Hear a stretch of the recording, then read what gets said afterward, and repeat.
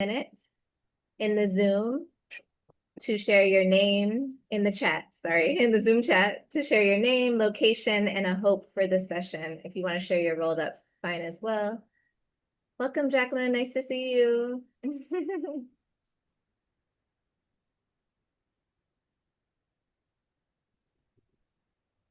And we'll just take another minute for people to introduce themselves in the chat, and then we'll go ahead and get started.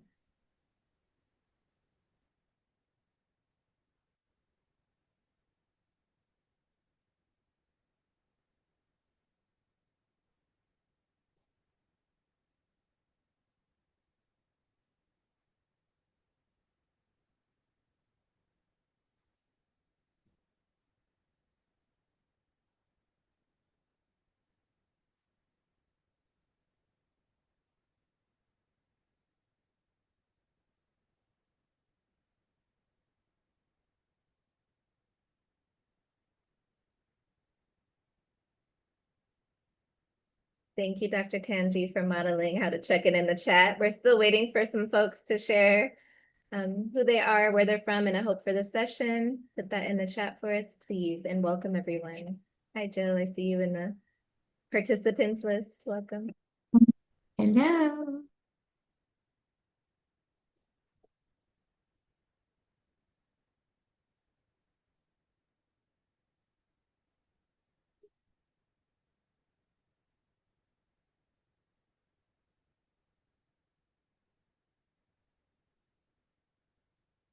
Okay, let's take another minute to introduce ourselves in the chat. We have a number of folks in the room, some familiar names, some new names. Welcome to the new folks. And of course, welcome to those of you who are returning for our professional learning series. All right. So let's get started again. Good evening. My name is Laureen Adams. I am the Executive Director at Ghana ASCD. Welcome to our webinar.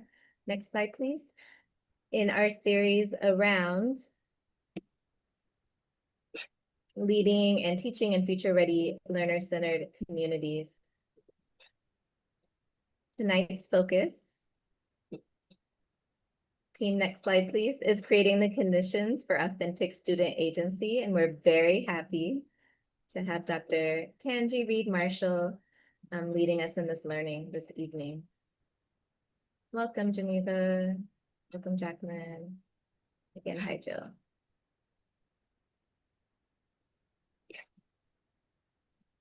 I'm joined by a few of our team members. We have Dr. Jill Harrison-Berg here. We have Ernestina and Agnes. Ernestina will be co-facilitating with me this evening. She'll be leading the Q&A portion of our webinar this evening. All right. Agnes or Ernestina, can you advance the slides, please? Next slide. Thank you. And the next one. There we go. All right. So the purpose of our webinar series is really to explore topics that support leading and learning in future-ready learner-centered communities. We believe that by participating in this series, one or more than one, hopefully all, that you'll strengthen your capacity to be a leader and teacher in learner-centered communities. The goal is to always learn strategies that you can take and easily apply in your context, and that our mission and vision in this work is to really help you expand and grow your network of professional educators, all of whom we hope to be committed to powerful student-centered teaching and learning. Next.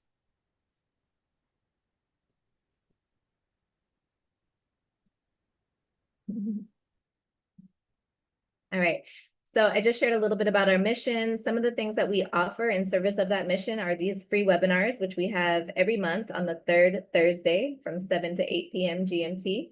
We have a Saturday PD series, that's in-person workshops that we do throughout the country.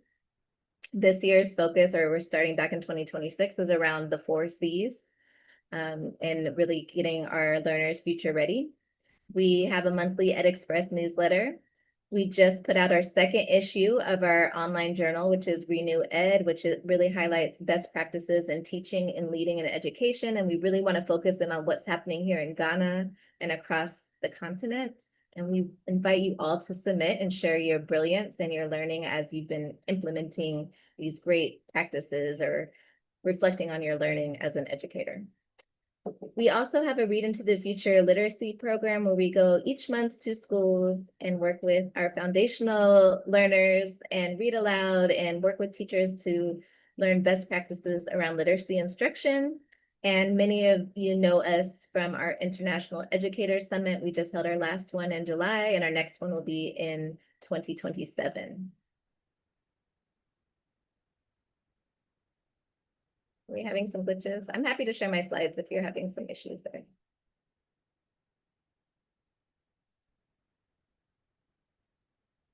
No, are we back? Okay. All right. So our agreements for our time together online tonight is as best you can. I know it's the evening for those of us here in Accra, and maybe we're just getting home and we're putting children to bed and trying to eat dinner and all of those things, but be engaged and collaborative as best as possible. Do your best to be an active listener, be respectful. We ask that you stay muted. And this is a safe space. We're here to learn together, be curious, try out new things, maybe challenge some of our assumptions, okay? And I'm very happy to introduce our presenter for this evening, Dr. Tanji Reed-Marshall, who is the CEO and Principal Consultant of Liaison Educational Partners. She has nearly 3 decades of expertise in educational equity. She's been a leader and worked in educator development. She collaborates with departments of education, school systems, and schools to enhance leadership, teacher development, and curriculum equity.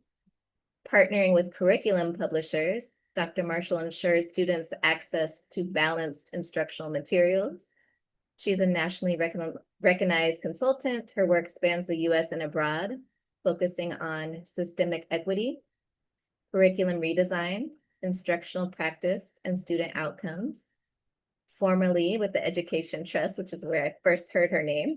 She led educational equity audits and curriculum analysis. And Dr. Marshall holds a PhD from Virginia Tech, an MA from UNC Charlotte, and a BA from Boston College. Welcome, welcome, Dr. Marshall. We'll ask that we stop sharing screens so Dr. Marshall can share. And just so you know that she will be presenting for a little while. If you have questions as she's presenting, please post your questions in the chat. After she's finished, we will have a short Q&A before we close out for the evening. All right, thank you so much. And Well, welcome. thank you, everybody. I'm excited to be here this evening/afternoon. It's 2 o'clock in the afternoon for me, and I am always challenged by time differences. So I was texting Dr. Adams, I'm like, is it gonna be, what time is it? So I'm glad to be here. I'm going to go ahead and share my screen so we can get started. And we are going to talk this afternoon during our time together about creating the conditions for student-centered learning. And this is about me. You already read about me. The one thing I have to always say about me, though, is that the best part of me is that I'm a grandma. And that's my most fun thing to do these days, is to be a grandma. So in our opening time together, so we're going to really discuss the conditions necessary for authentic student-centered learning. And I want you in the chat right now to put either a 1, 2, 3, or 4 based upon the responses here. So in the chat, I want you to think about what best describes your current learning environment. Put a 1 in the chat if it is mostly adult-centered, a 2 if it is somewhat adult-centered, 3 if it is somewhat student-centered, and 4 if it is mostly student-centered. So go ahead and put that information in the chat right now.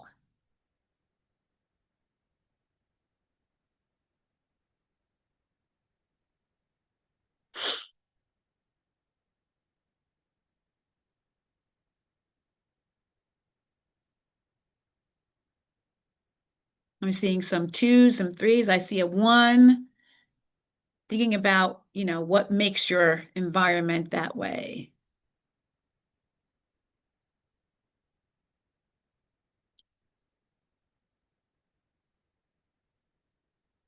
To a few more responses. 3s, Most somewhat student-centered. I see a 1, mostly adult-centered. Yeah. So for those of you who I want to invite you to always come off mute. If you've ever been in one of my sessions, you know this is a session where I invite people to join me in conversation rather than me doing all the talking here. For those of you who picked a 3, I would love 2 of you to come off mute and share what made it a 3. What made it somewhat student-centered?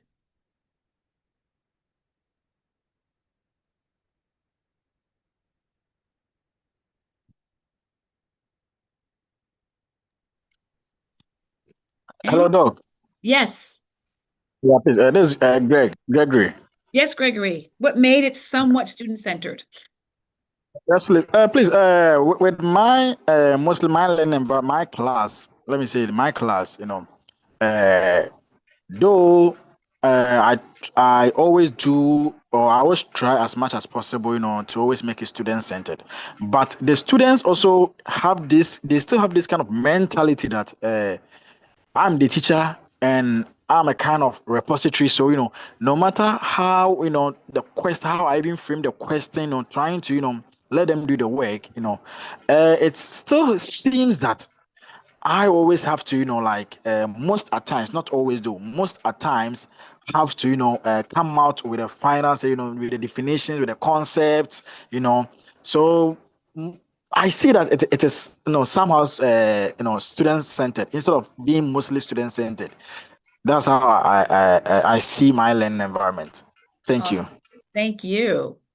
Can someone else share?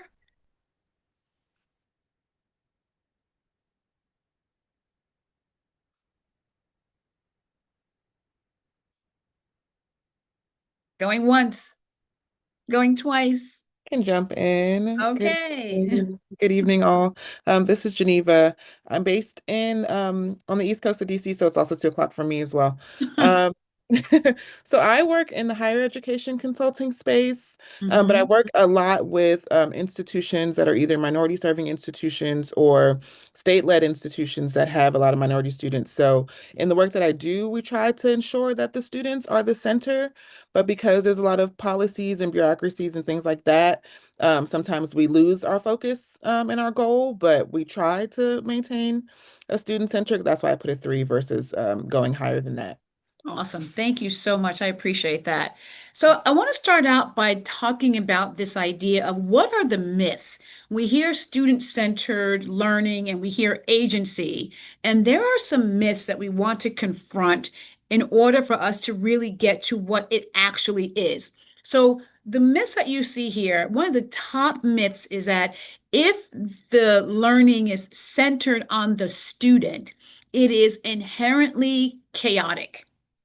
Then there is this deficit belief about the capacity, right? So students aren't mature enough to make learning decisions and they lack structure. They believe that student voice means teachers lose control.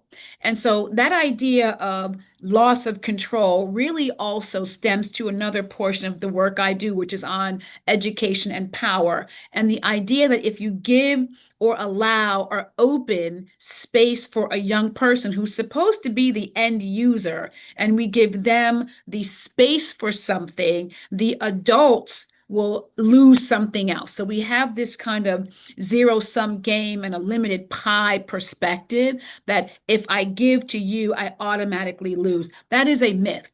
The other idea is if it's only for certain students, right? Those who are already high achieving. And that again is based upon deficit thinking and deficit models around who deserves the opportunity to weigh in on their own learning. Lastly, it comes from this idea that it's basically a Western concept, and it's not meant for any other area or context outside of Western cultures. Another set of myths is that it means that students can do whatever they want. Right. So if I give them agency or open the space up or it's student centered, they're just going to run amok and do whatever. That goes back to the idea of it being chaotic. And then the other piece here is that curriculum must come first, and that there's no time to focus on student voice, that we just have to go through the curriculum, turn the page, go to the activity, and move on from there. And then this idea that traditional methods are more efficient for content delivery. Teachers must wait until students are ready for this. And then student-centered learning devalues teacher expertise. Each of these myths are what tend to make learning environments adult-centered. And I want you to think about just this idea and put a thumbs up in the chat if any of these myths kind of track with what you may have heard about objections to student voice or objections to student-centered learning. Put a thumbs up if any of these myths that I shared with you track with what you may have heard as a barrier.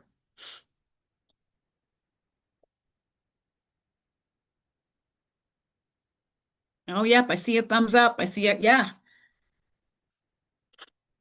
Already with these ideas that adults are meant to be in charge of student learning. And that's really something that we have to begin to allow ourselves to dispel. Someone said, we work with kids, so we try to make it student-centered as much as possible, right? I see another thumbs up from Hannah. And this idea that we have systems and structures that really dictate whether or not the students who are supposed to be at the center actually are at the center.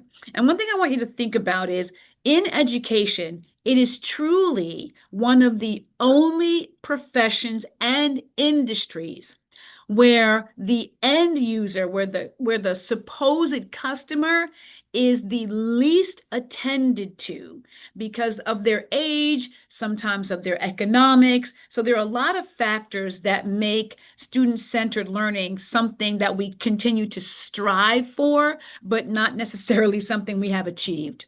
And so let's keep going with this conversation. So what actually is it then? If it's not all those things, these 4 ideas are what student learning and agency are in a nutshell. It does not get any simpler than this. So the first thing is student-centered learning is intentionally designed. It is not something that you just wake up on a Monday morning and start doing. You have to design the learning so that students are at the center. In every learning environment, there are going to be curricula, right? There are going to be rules and policies and practices and procedures. But each of those has to be designed for students to be at the core of the intended outcomes. And those intended outcomes have to be more than just kids achieving a number. The next thing is student-centered learning involves choice in a variety of structures, in lots of structures that we want students' identities and their sense of self and belonging to be at the center of how we structure the environment itself. And then student-centered learning encourages and allows students to make authentic decisions about their content, about their process, and about their products to demonstrate mastery of skill acquisition. So I want to say that again. It really does open the door for students to think about what content they are learning and what content they may want to learn, the process by which they will learn that, and the products they will develop in order to show an adult or some other authority figure that they in fact did learn it. And then student-centered learning is culturally responsible because the learning begins with the student rather than outside constructs. The learning doesn't begin with the curriculum. Curriculum is a vehicle. The learning doesn't begin with the policy. A policy is a vehicle. The learning doesn't begin with the structure. The structure is a vehicle. The challenge, though, is we have made the outside constructs the center and students the vehicle. So that's something that we want to think deeply about. And as we continue to move through our time together, we're going to be able to explore some of those ideas. And one thing I want to say is by the end of this, I'm going to invite each of you to give me some feedback on the session so that I can continue to grow and learn in my process. So I want to stop right now and ask anybody if you have a comment, you have a thought, something you'd like to share about the what we have just learned about what student-centered learning really actually is, as opposed to what the myths are about it. Anyone have a comment you want to share? Come off mute or put the comment in the chat.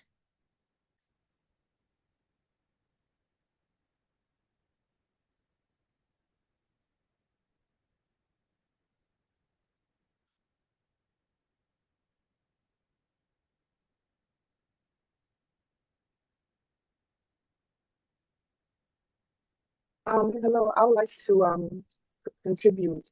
Yes. Yes, hi, I'm Jacqueline Wardbrew, and I teach in, well, I'm an administrator in New York. And I'm originally a Ghanaian, so I have the context of both societies. And I know Right. Ghanaian children are raised to be timid, Mm-hmm. so they have to be taught how to voice their opinions and know that their voice is valid. Right. In my context in my school here, the students-centered instruction starts off that way, but falls apart Falls apart. because Yes.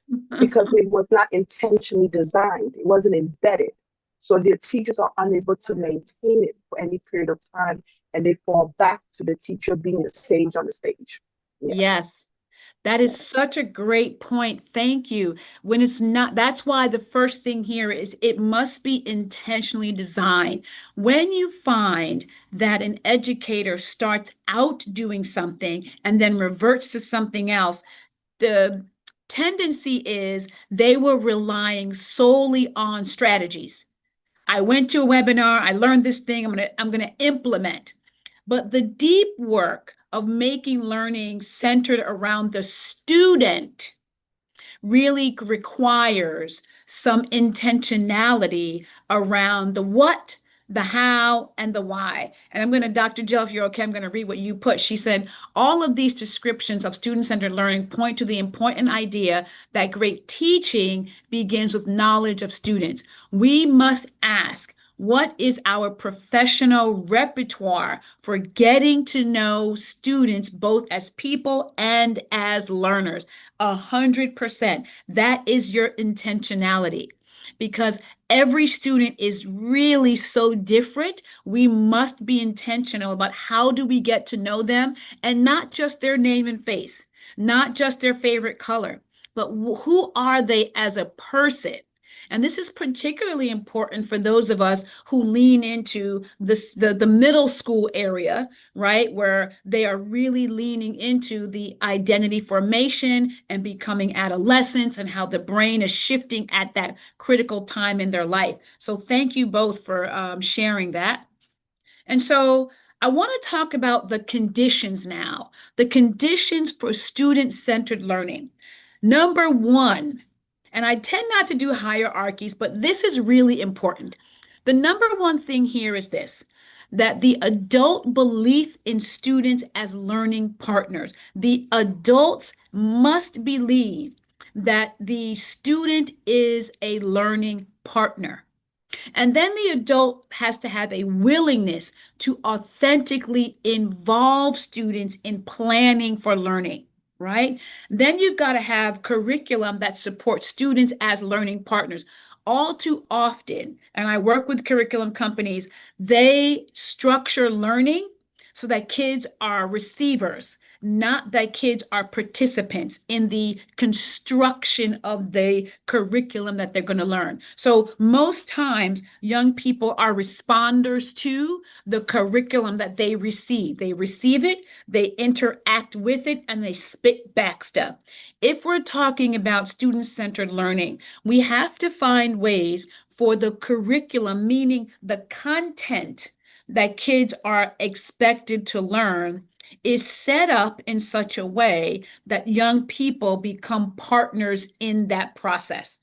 And then you have to have leaders who understand the truth and myths about how to structure student-centered learning. The leader is the catalyst for ensuring the learning environment supports this.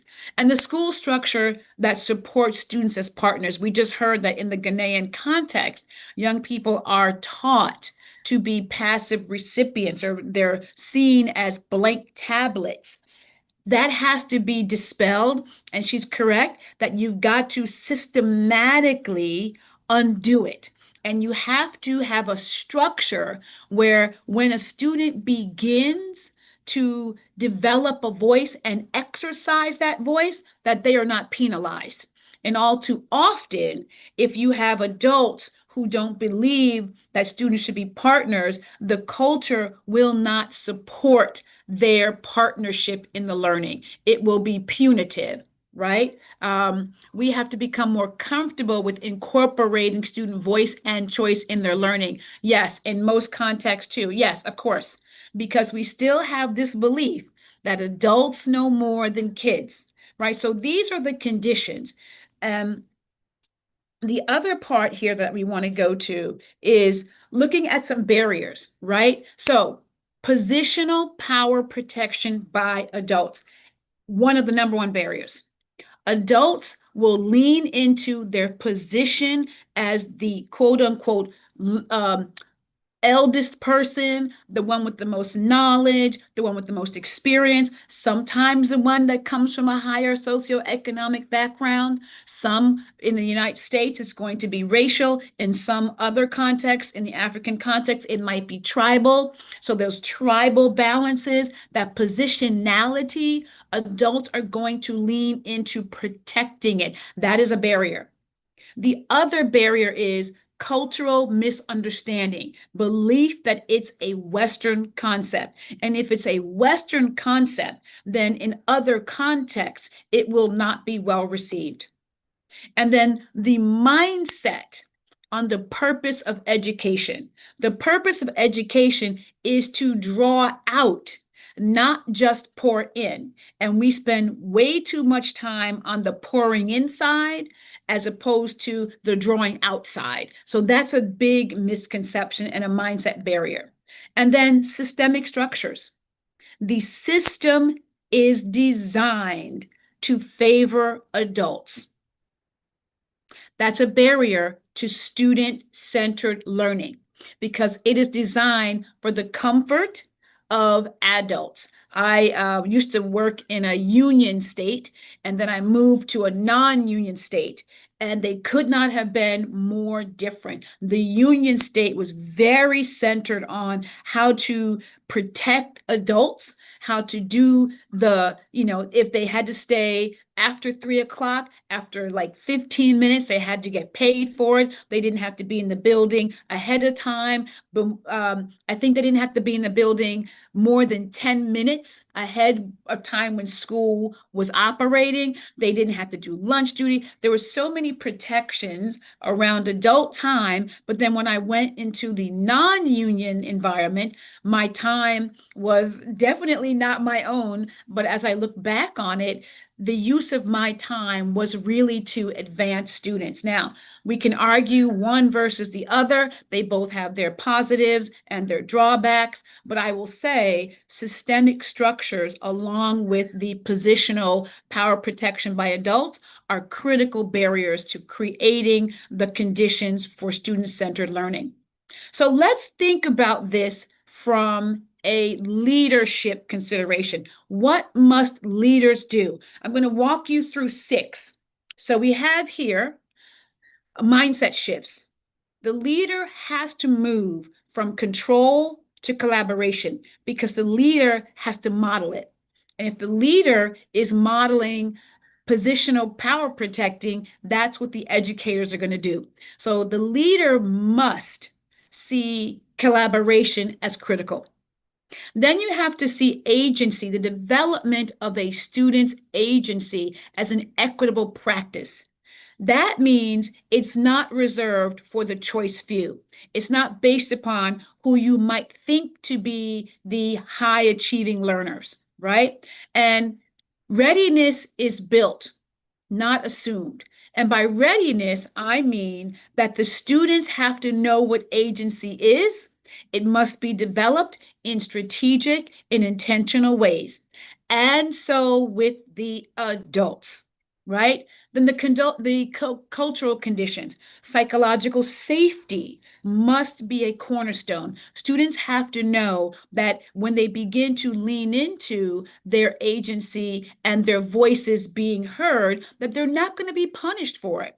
Right? There have to be belonging rituals and practices and a power reframing. This idea that we are going to move into agentic behavior, agentic systems, agentic environments, and out of disenfranchisement and out of power protecting. Then we've got to look at the instructional practices. A lot of times we think about student choice and voice, and we say, well, I gave them choice, right?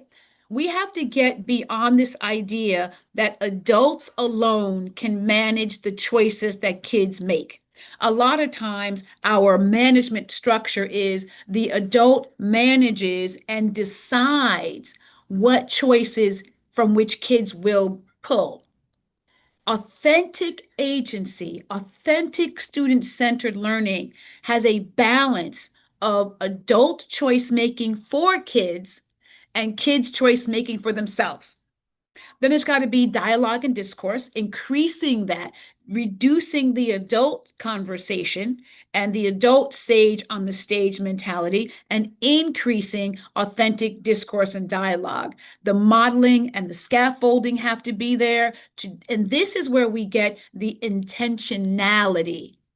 So these are the first three: mindset, cultural conditions, instructional practices. The next three: curricular responsiveness. It must be relevant and it has to have connections. The local context must be part of the conversation, must be part of the materials, and there have to be opportunities for curricular co-construction with students. And then for my leaders, right, all of this is leadership. Number 5 might necessarily be moved to number 2 because there has to be professional development and structures, time to collaborate, ongoing support, use of protocols and tools. And I don't mean just organizers. I mean actual protocols and tools to really support developing agentic learning environments. In my book published by ASCD, Understanding Your Instructional Power, I provide strategic, purposeful tools and protocols to really support educator development in this area. And then there has to be change management. The myths must be addressed directly. Name them, call them out so they can be dispelled. And then the leader has to lead by doing. What is the leader doing? And then you got to celebrate wins. How do you celebrate the wins for other people when they're really moving in this direction? So I want to stop right now and really give us an opportunity. And that I'm going to actually stop sharing, and I'm going to ask us, I don't know if we can see each other, to really have a discussion so we can see who's actually able and wants to come off before we move to the next section here. What are your thoughts about those 6 leadership considerations? What are your ideas? Are you seeing the leadership considerations in your learning environments yet? Any ideas you want to share right now?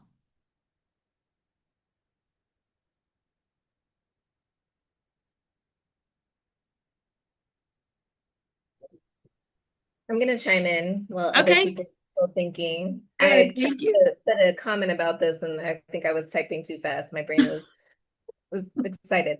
But around managed choice, because I think Yeah. that's the that people really get stuck on. They think that when you're creating student-centered environments and you're offering choice, that it's like they have free reign to choose anything. But no, actually there's conditions, there's boundaries, right? And I like how a little bit earlier you talked about content, process, and Products. products, right? Yeah. So there are a limited options of choice within each of those things, right? And the reason that's so important is because that's what we know about differentiation. Like that's how we really support our learners who are neurodiverse, and we give them these different options. So actually fostering student agency around managing choice supports differentiation, which is something that we should be doing, right? Yeah. So I know I'm kind of just like summarizing what you said, but can you tell us a little bit more about managing choice and like what are some best practices around that? Yeah, so I talk about managed choice in two ways. So one, there are opportunities to manage the choice of what kids get. And then there are times when you don't want to do that, right? You want kids to make their own choice outside of the options you give them. So if I'm leaning into managing the choices that kids are going to make, I am going to, one, have an upfront conversation about the learning. And then I'm going to develop the types of options based upon my knowledge of my students. If we go back to what Dr. Jill said, we have to know our students. What's our repertoire for knowing them? So if I am going to give kids some choices, I'm going to ask some critical questions up front. Who are you? What do you like to do? What about this content is speaking to you? How would you like to demonstrate your knowledge? When I was in the classroom, I used to give choice boards, right? I would give them choices on, you could make a musical selection about the changes of the plot, right? I would like you to set this plot to a musical selection. And then you had to go in and literally describe every single song you made and how it spoke to the advancement of the plot based upon the theme, right? Complex work, but that's a choice, right? We want to give them options and then they can choose how they want to best demonstrate their understanding and their skill. It starts with your knowledge of student. It moves into knowledge of your content and your standards, right? None of this means that kids don't get held to standards. Let me make that very clear. None of this means that kids do not get held to academic standards. They are held to the highest academic standards and they are moving within that. So I managed a choice by choosing the right types of options based upon my knowledge of students, my knowledge of the curriculum, and my knowledge of the standards. Did that answer your question? You absolutely answered it. Thank you so Okay, much. good. All right. So let's look at some look fors. I want to look at the curricular look fors. You want to look for representational curriculum. It is balanced, it is representational of as many voices. It avoids bias where, as much as possible, there's no such thing as bias-free curriculum, but this kind of curriculum that is student-centered mitigates as much bias as possible. It is relevant to the context and the learner. It is inquiry based by nature and design, right? Then on the instructional piece, so if you're the leader in your building, you're looking at the instruction and we have authentic choice, the process choice. How will they show you what they learned, right? The product, what will they use to show you that they learned? And the content, what information will be included? And then we look at student discourse. Who is talking and what are they talking about? And then partnership. Are students partners in the process of developing and designing learning opportunities? And then we look at culture. How is it co-constructed? Is it balanced? Is there a sense of authentic belonging that goes beyond box checking? And that's really important. Someone said keeping the balance is what is the issue we have in Ghana. Student choices are controlled. Yes, they have too much managed choice. There's management of the choice and then too much of it. So the balance of how to get students making their own choices is going to be what is necessary. And then when we prepare for this, I have this tool, and we look at the tool based upon a set of very, very clear questions. Part of the challenge with having student-centeredness through agency development is that there are pockets in any learning environment where some people get it, some people don't. The leader hasn't talked about it. And so there's a wide range of possibilities for how to really create the conditions for this. So as we look at this tool that's right here, and I'm going to actually give you access. If you are at the end, if you give me feedback, you get an opportunity to get this tool as well. So at the end, I want you to think about, as we sort of have this discussion about preparing your learning environment, here are some questions to consider. The first question, and I want you to have a leader's hat on, right? And the idea is this: I have a clear understanding about how to define student agency for my staff. And so if you were filling this out as a leader, you would put a Y or you would put an N, right? You would actually go into the document and complete it and fill it out, a Y or an N, and then you would give yourself a quick statement. So we can see if this, if we want to kind of walk through this in a little bit, you can put your Y or your N in the chat to see how you are faring as a leader.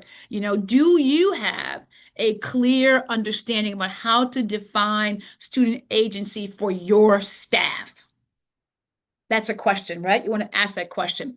The next question you want to think about from a leader perspective is, I have had explicit conversations with my staff about how to define student agency. That's a question too. You'd have a yes or you would have a no.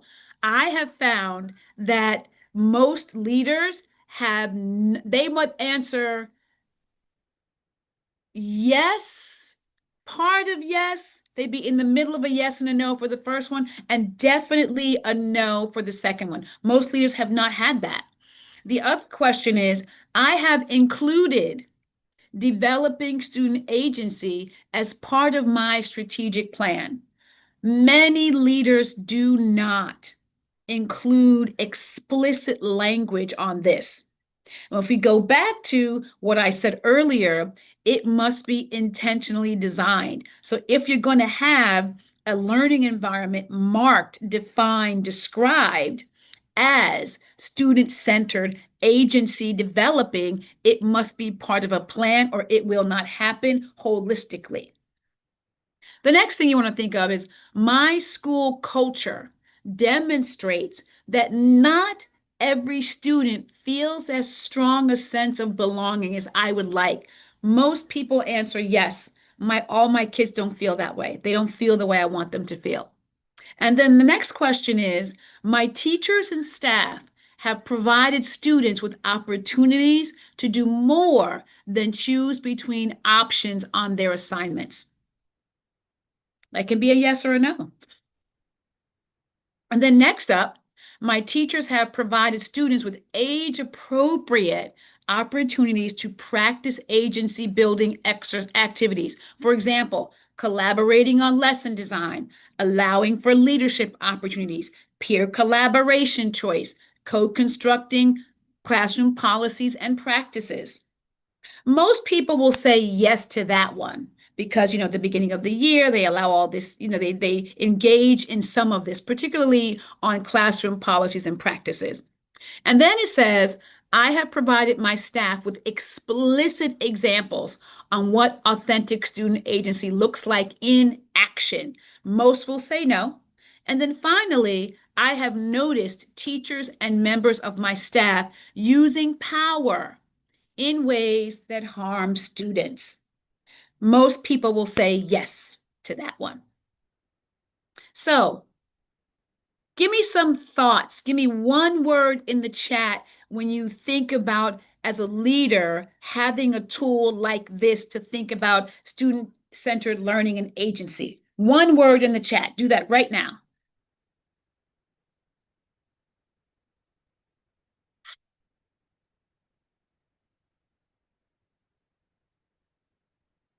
I see reflective. I see necessary.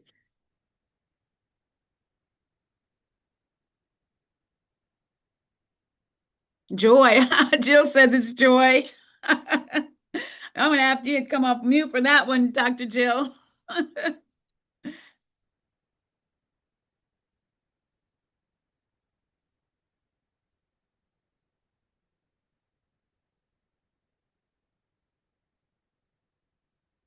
So the next piece of this would be a reflection, a larger idea of, after you went through these yes and no's and giving yourself some quick ideas, the opportunity here is, well, what did I learn? Right? Most people will say they learned that they have a lot of work to do, that they really do need to think critically about their own understanding of student agency and how they're going to really make it real actionable in their learning environments. I hear collaborating, I hear essential. Yeah, right? If we say these things, if we say we want a thing, then we have to know how to go about getting the thing we say we want. And this is critical. We must take stock on where we are so that we can then map a way forward to where we would like to be. And that's critical work. So let's recap. Student-centered learning requires intention, professional learning, and commitment. Mindset, adult power protection, and systemic barriers can hinder creating student-centered learning environments. And then lastly, leaders must create the environment to support student-centered learning. It does not happen by accident. It happens by intentional design. And one thing, Dr. Adams, you said that really is important is that you must keep going after it. You don't set it and forget it. It's not like coffee, right? You just brew it and it just drips and it's done. You must keep going back. You must keep checking and massaging the environment to determine if we are on track to get the thing that we say we want. So that is how you create the conditions. Let's go ahead. We've got a few minutes left, about 12, 15 minutes left. What questions do you have for me that I can answer for you? Happy to answer any questions that you have. Please do share your questions in the chat if you've got them.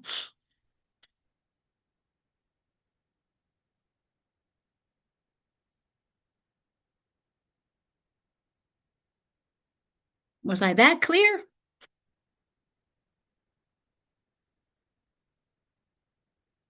You were very clear.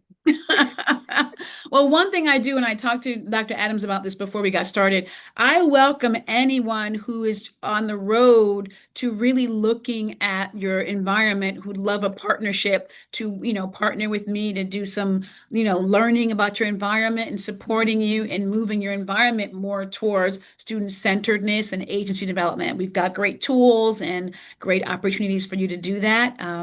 Would love to partner with anyone out there to do that. And while we're waiting, I will, like I said, offer you, if you would please, I'm always interested in getting feedback on my sessions. There is a QR code right here for you to help me learn how to get better at this thing I call sharing information. So there's a QR code or there's an actual code here you can type into your computers or telephones that will allow you to give me some feedback. Can you drop that link and the code in the chat for people? Yep, let me do that. Let me do it this way. I'll go off screen. I'll go off sharing so that I can pull out the link for you and I'll put it right in the chat. Give me 1 second. And while you're doing that, I'll just say, as someone who's been a project-based learning practitioner for many years, one of the things that PBL or project-based learning gets pushback for is or people think about PBL is something that you alluded to, Dr. Tanji, which is it's only for a certain group of students, right? Like it's the higher achieving students, right, or the gifted students, whatever terminology you use, that is a key component of PBL is student choice and voice. Right. And I think getting educators, I'm just going back to this because I know this is where people get hung up, like, oh, students don't get a choice. They just learn whatever we teach. I just what I tell you, right, right. right? But it's really important that we allow students to have some say in how they learn, and more importantly, how they demonstrate their learning, right? Because Mhm. if they know the thing, they know the thing. However Right. they choose to show it, as long as they show that they know the thing, that's all that matters. We're assessing if they know it. If they know And it, yeah. And if it's that yeah, standard, right? Because we all have standards, right? Yeah, we have standards of learning as we should. Standards exist everywhere. And right. when the child is meeting and exceeding standards, excuse me for the I'm actually in the schools. That's if you heard that bell, that's where that was from. Yes, Okay. thank you, Geneva. Would love to talk to you soon at some other point. But yeah, that's what we have. You know, we really have the opportunity to do the thing in education that we keep saying we want, right? We Yeah, keep saying we want a certain thing, and yet the adults keep holding on to this position, right? They have yeah. this positionality and they hold on to it, you know, with all of their being. And so, you know, whenever I get an opportunity to really tease that out and tee up this idea of power protection that really is a barrier to us creating and allowing young people to be who they are, then I'm going to take it. And it's been a great opportunity to be here. And again, if anyone would love a research partner or an idea to sort of help you get yourself on that tool, please do that. I would love to do that with you. Thank you so much, Dr. Tanji. In fact, I feel like we really need to have you talk more about power and positional power, because I know that is a particular challenge we experience here in Ghana, Yes. and how we kind of share the power with our learners, right? And that's Hmm. what we need to do in order to create learner-centered communities, which is what we want to do in our Yes. ecosystem. So thank you And so much. Cletus has a question. How do we ensure student agency does not turn into chaos, but leads Mm, to purposeful learning in our schools? Number one, you have to go back to that tool to make sure that everybody has the same understanding of it, right? And the idea that it will turn into chaos is a myth. It does turn into chaos. And the question is, what have you designed for your learning? Right? What is your, please, I'm going to ask you, what is your understanding of student agency? What does it mean? Right? How do you allow students to move about your classroom? Where is their understanding of concepts and skills showing up? Is it only when you hand out a piece of paper and then give that and they can answer it and give it back to you, or are they in dialogue? Do you have the kinds of instructional pedagogical moves that can help you do all that? And so if you're in a classroom and you're trying to experiment, let's get on the phone and talk. Let's figure out how to support you in moving it. Do you have the moves to get attention back? Right? Are you able to do that? Can you get the attention back from your students? Can you help them learn how to move in that space and then get them back? How do I align curriculum that is time bound with students' choices? That's a great question. That's a great question. Time-bound curriculum is one of the bigger barriers too, right? Because what you want to do is you want to assess the curriculum and see where there are pockets, right? Because the curriculum tells you what has to be taught, what has to be assessed, and your curriculum may not tell you how to exactly get it done.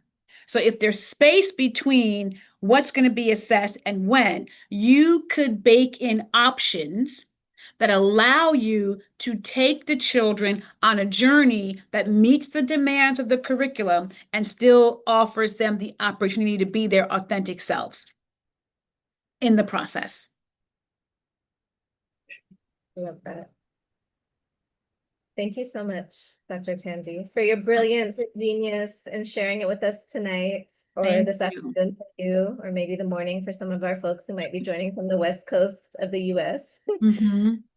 Thank you all for being here. We want to share some information about our upcoming professional learning, how you can join our organization, and then take some time to close out with appreciation. So we are not having a webinar next month because December is a busy time, especially here in Ghana. And so we know things shut down the first week of December. So we Oh, will, wow. yes, we will resume our webinar series on January 15th. And we are focusing in on tools for thriving, enhancing educator and student well-being. And it's a good time to do that because the beginning of the new year is when everyone's focused on their well-being, right?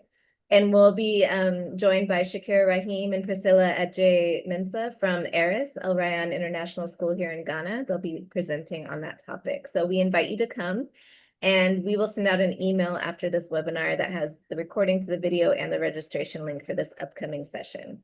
Next slide, please. We also want you to think about joining Ghana ASCD. We are a membership organization and we offer a few cool things, right? So I mentioned some of them at the top of our meeting. We have our EdExpress monthly newsletter that shares things that are going on internationally in education. We want to spotlight our members in these issues as well and share opportunities for professional learning, conferences, and so on. Also, the e-journal, if you're interested in submitting to that. If you're a member, you get early access to the journal because we send it directly to you. You also get discounted registration for all of our events as a member. So if you're interested in that, the information is there. And we always like to close out with appreciations. We know, especially for our folks here in Ghana, it is the evening, it's late. We still have one more day of the work week to go. So we always want to take a moment to thank all of you for choosing to spend your time with us. And if there's something you want to share in the chat, whether it's to a person or to a new learning that you had, please share it in the chat so that we can celebrate each other and show gratitude. Also, we are really excited to share some new things with you in the new year. So please make sure that you follow us on our socials. It's at ASCD Ghana on Instagram, LinkedIn, and Facebook. Or you can just check out our website to see what's going on as well. But right now, I really want to take a moment again to appreciate Dr. Tanji for joining us this evening. Thank you so much for such a powerful session. And we want to invite people who might be interested in partnering with Tanji to either message us here or reach out to Ghana ASCD so we can connect you. Thank you all. Again, I know it's only November, but I know we won't see many of you until the new year, but we wish you a happy holiday season and new year and look forward to connecting in January. We hope to see you then. Thank you all so much. Have a good rest of your evening. And we will see Tell you Dr. soon. Jill, I will give her the link again. I posted it, but maybe it didn't show up. Yes, please. Oh, here it is right here. Let me do it again. Put So it in right, the email that we sent out as well. yeah, I'll put it right here in the chat again for you. Thank Here you. it is right there. Did you tell me if it shows up? It shows up. Perfect. Awesome. All right, you all. Be well, take care, and we'll see you in the new year. Thank you, everybody. Have a good rest of the night. Thank you. Bye. Bye-bye.